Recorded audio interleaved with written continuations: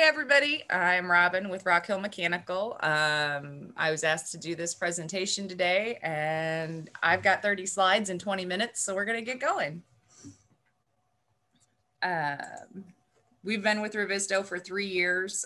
We love it. Our foremen love it. Our shop guys love it. Everybody uses it on a pretty regular basis. It's replaced running around in the cars to drop off drawings. It's replaced all of our paper copies of everything. All of our sign-offs and submittals and approvals go through there. So it's our one-stop shop for communication and accountability in the field and in the office. We're going to go over some of the main features that our foremen like and that our office personnel like. System isolation. In the earlier versions of Revisto, it was a little more hard to get these views set up, but I could set them up in the office and save them out, and the foreman could access them at any point in time. Now with Revisto 5, they have shared search sets and appearance profilers that I can share across the board to everybody. So I don't have to set all those views up that the foreman want. They can do it themselves. They have access to them on any view that's there. So if they want to apply those search sets to the floor and the appearance profilers to the floors or to the whole project, they can do that. It's been very beneficial and taken some workload off of me as the BIM manager and our regular other BIM personnel. They don't have to set up the views. The foreman can do it themselves. I will note, just like in Navisworks, there's a find objects and there's a selection set.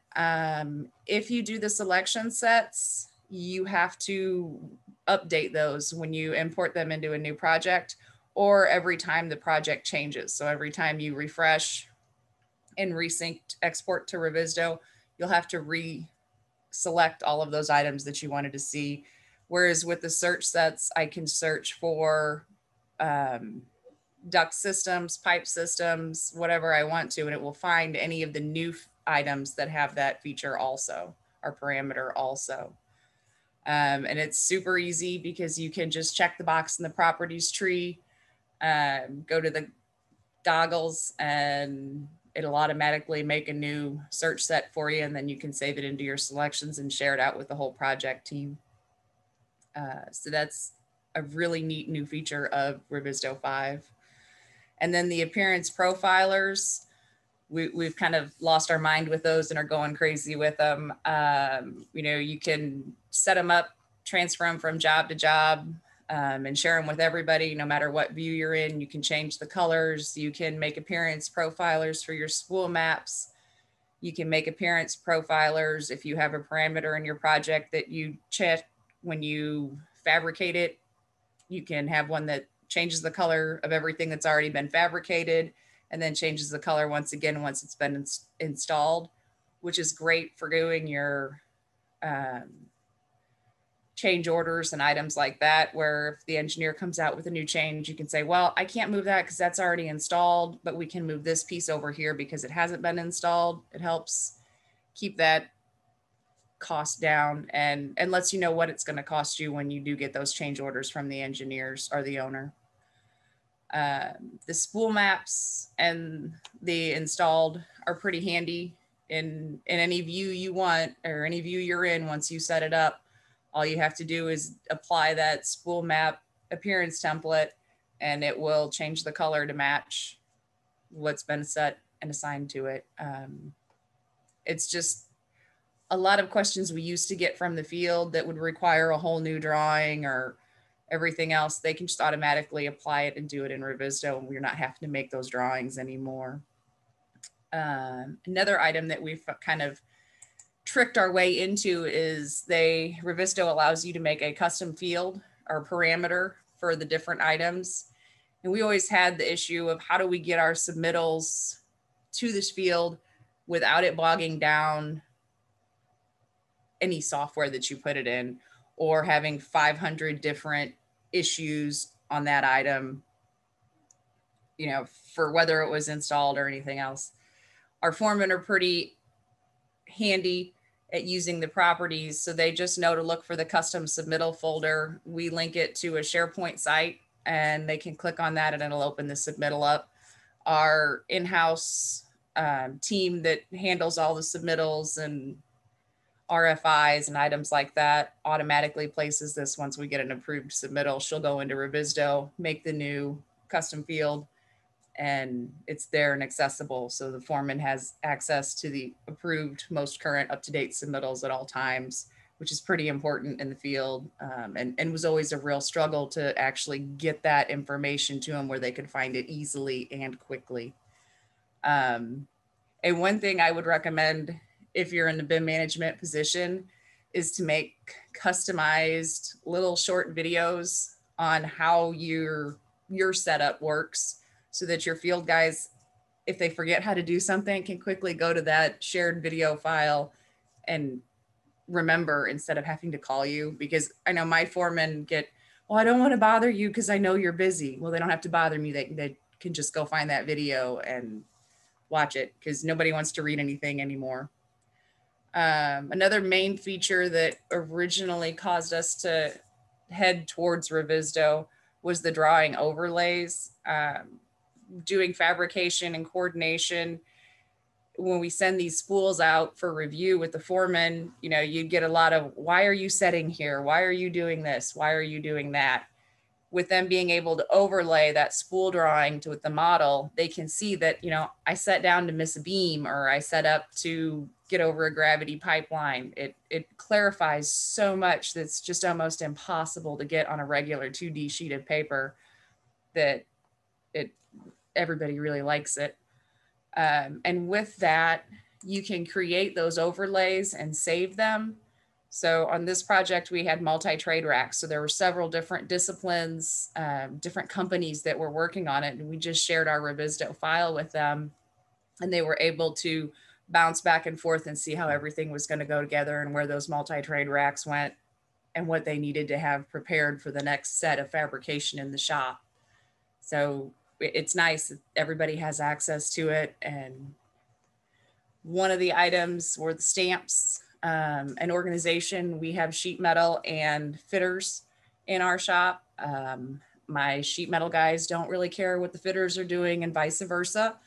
So it's nice to be able to organize and sort those stamps so that they're only seeing the items that necessarily pertain to them. Revisto 5 has allowed you to make it to where all of your issues must be stamp based, which I really like, because all the stamps or the issues that people were creating on accident, just clicking around, or would just put a regular stamp flag in there without the stamp, no one knows what that goes to. So no one knows who's supposed to be paying attention to it. And it kind of gets lost in the mayhem and hangs out there, and nobody picks it up. And I can't hold anybody accountable, because I don't know what it's supposed to be unless I go in and manually look at it. And I don't have time for that a lot of times. The other nice thing is the tracking and sorting.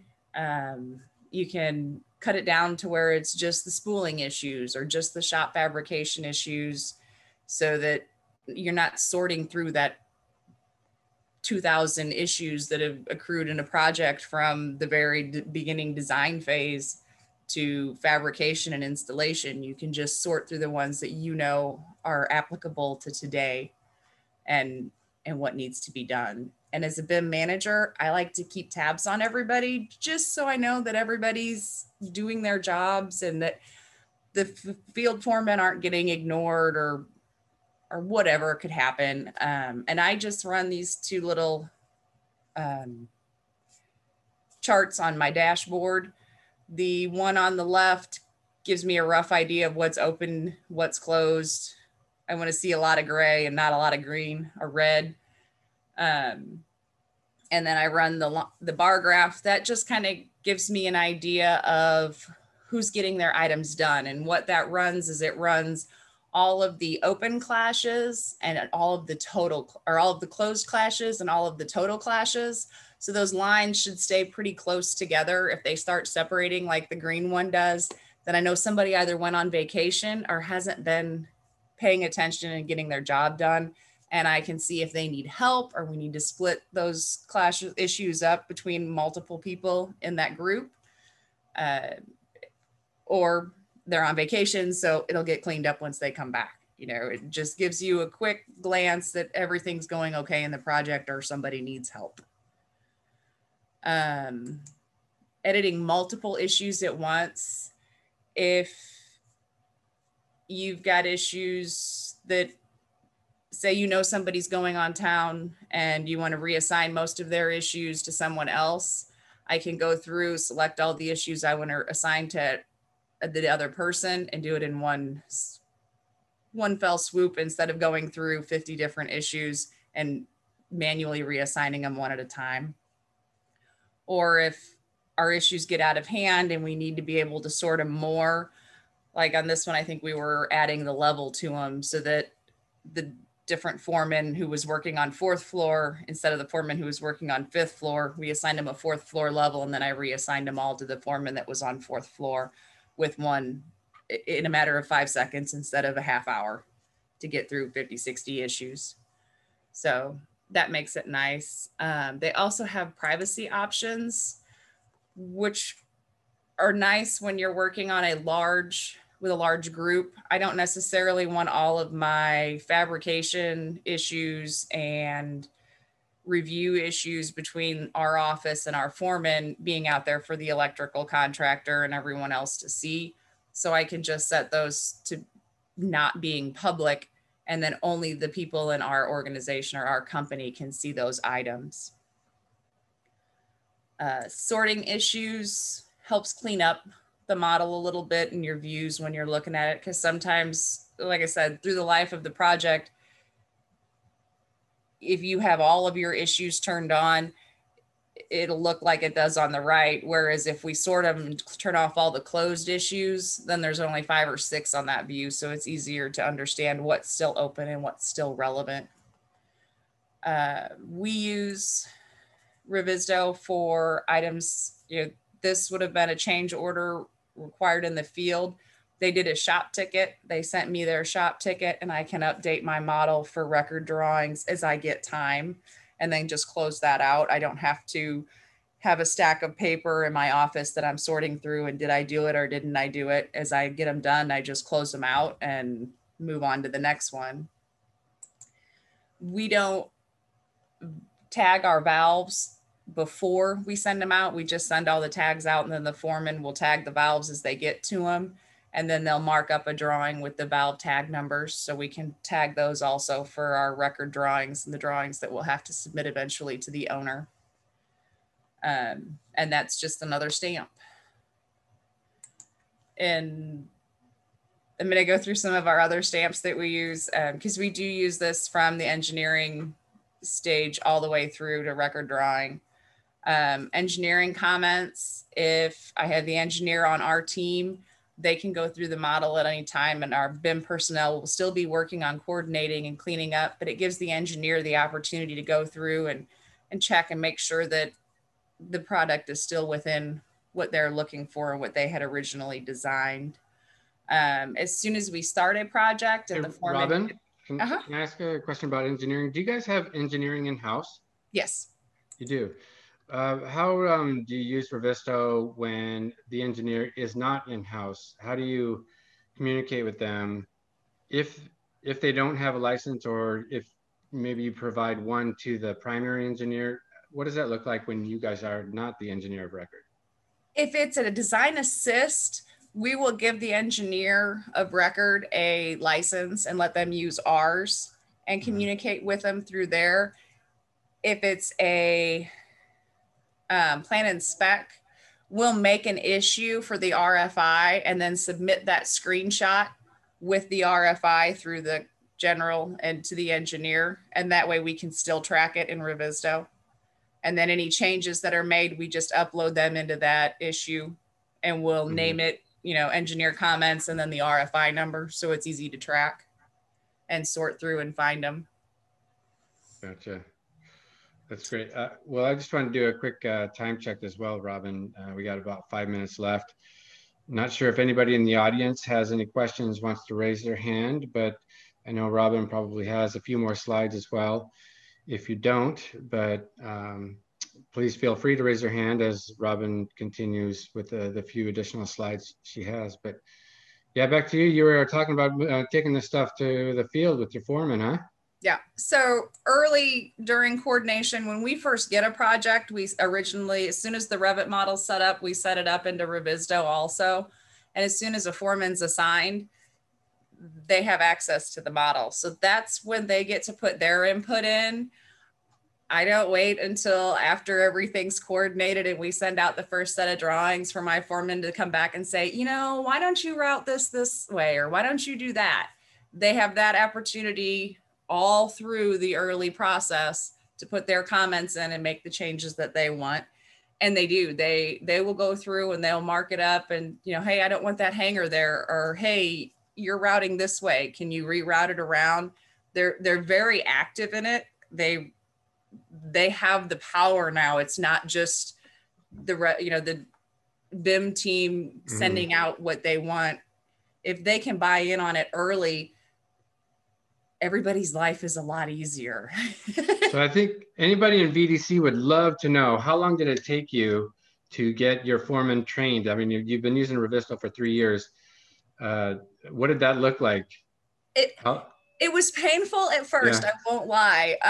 But once they started to see how quickly we were responding and how receptive it was set in-house. If you get a comment from a foreman, you address it immediately. And if those lines weren't staying close on my check mark, my dashboard, I was coming to see you. So, the more they could own it, because it used to be you just sent them a set of drawings and they got what they got and they did what they wanted and everybody was mad. Now they get what they want and they're happy with the product and they feel like they own it and they can hold me just as accountable as I can hold them during coordination. So it's been a very powerful tool. Like I said, I've made all the little, I keep my videos under 5 minutes. They're easy to search, oh, I don't remember how to make it to where I only see my ductwork, and they can go, to the appearance profilers, or I can't remember how I isolate all of the VAV boxes, and they can go, to the search sets and how to do that. And I try to stay as open with them as possible. I would say 85% of the stamps that we have been foreman driven. I've actually given them the capability to create their own stamps also. So they're owning Revisto. They love that they can be in the field and have that model at hand, most current, up to date. And, the electrician runs some conduits through and it's where our ductwork's supposed to be. And he's like, hey, I don't think you're where you're supposed to be. And the electrician's like, oh, well, yeah, I am. And he's like, no, here's the model. You're not. And it's not like it used to be with the Navisworks model where it was so cumbersome to get it out on site. This is real easy. Everybody has an iPad. And not only do our main floor foremen have, the job foremen have access to it anytime they want, but all the way down to the crew foreman. If there's 4 guys on a crew, one of those people on that crew will have access to all of this information. And you just used to not have that. They can go through, they can see the contract drawings, they can see the spool drawings, they can see the coordination. It's all there at their hands. And it's biting the bullet and sitting everybody down and getting them started on it and forcing them to do that. With our spool sign-offs, they have to review it in Revisto. If they don't sign off on it, I won't push it to the shop. So, we kind of force their hand a little bit, but now that everybody's starting to embrace it, they've taken it over from me. I just do what they tell me to at this point. So it sounds like if you could summarize this 20-minute presentation for the MCAA MEP Innovation Conference audience, what it sounds like you're saying, what you said a minute ago, is after 3 years with Revisto, everybody's happier and more accountable, and the foremen are using it themselves. Yes. Oh, most definitely. Yeah. It's amazing how much we can learn from the field and how much they can learn from us and how much easier those relationships are. There's no hostile, oh, well, I'm just going to do what I want anyway now. If there's an issue that they see, they'll draw it up. We'll have a conversation about it. It's recorded, or, hey, I don't like this. Well, I don't like it either, but that's what the engineer of record said. Let's go back to issue 45. Here's where I brought it up. Here's their response. That's what they want. That's what we have to give them. So, you know, it just, it's an open forum. It's so easy to find and backtrack. You know, if you do run into an issue on site that was addressed during coordination and somebody said that they were going to do this instead and they didn't, you can find that really easy, you know, especially with the use of the stamps and clarifying. The search will search for anything. When I'm running ductwork or piping spools, I just type in what that spool, you know, if I know what the system is, I can type in the system and it brings it up. If I know what that spool number is exactly, I can type it in. I can tell you when we started reviewing it, when the foreman signed off on it, any changes that were made, when the shop got it, you know, when they started putting it in the computer, when it was done being burnt, when it was ready to be shipped, the day it was shipped, when it was received on site, and when it was installed. You know, I can track all of that, and it helps with our billing. It helps with, you know, project costs. And at the end of the project, we'll sit down and we'll go through some of the main issues we had and do a lessons learned. So it helps us internally improve our system as we go also. Yeah. So. And one of the things I've learned from working with you, Robin, is that you don't know what you don't know. And it's a very good way to transfer that knowledge and teach people, like, you might not know the right question to ask, you know, whereas the foreman's like, man, this is common sense. So this is a way to transfer that knowledge, like you said, in a professional way, for lack of better terms. Yeah. Instead of falling and screaming and yelling. Well, and I can't tell you how many items that we've caught here, and the foreman's like, no, I have to put an air vent on top and a drain on every time you do this. Stop doing it. And I'm like, oh, well, no one ever told me that. Yeah. I didn't know we had to do that. Or, you know, in the ductwork, ductwork grows on your full length coil pieces. It grows and it shrinks. And apparently I was really bad about adjusting my taps just inside that flange. And they're like, stop doing that. Give me 2 inches. It's gonna move. That way I don't have to cut it and redo it. I'm like, oh, okay.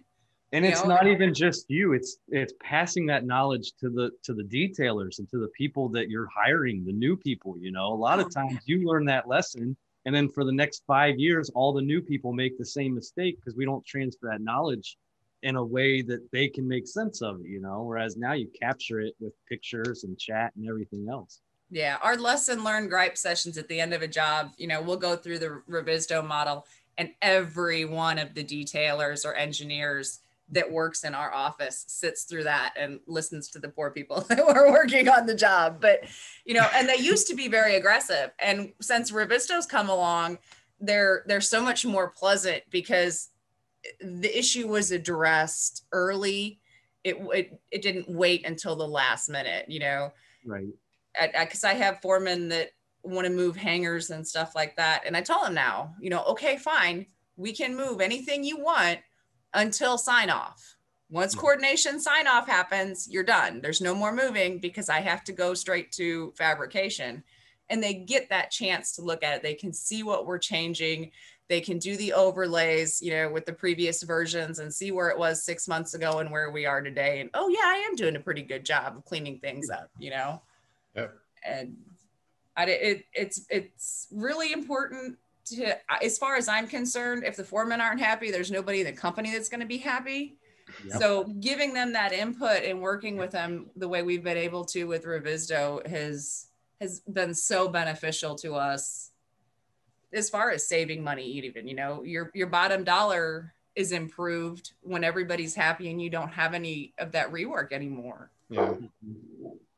If we're on a job with existing conditions, we have a stamp for that and they can mark up, you know, I'll lay everything out, send them the, you know, update my model. They check it all with existing conditions and go, hey, I know that beam shows here, but it's actually 2 foot over and you need to move this duct. Right. You know, it's just being able to send these screenshots and snapshots over to the engineer and say, you know, I know this was what you drew, but is this really what you want? Being able to verify that intent and, you know, keep track of things. That what I hate is when somebody sends me an email and I have to go back a year, 2 years later, because that's the life of the project from when we started it, and try and find that email. You just can't do it.